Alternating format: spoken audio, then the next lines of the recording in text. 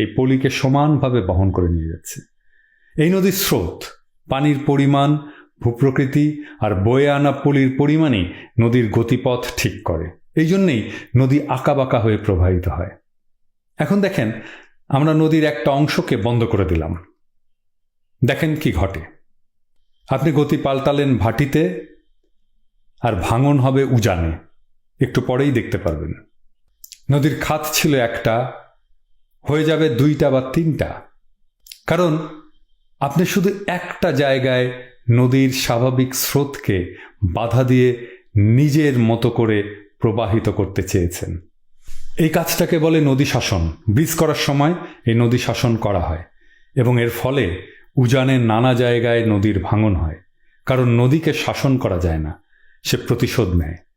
নদী নিষ্প্রাণ, পানির প্রবাহ না, এটার একটা রু আছে বা আত্মা আছে।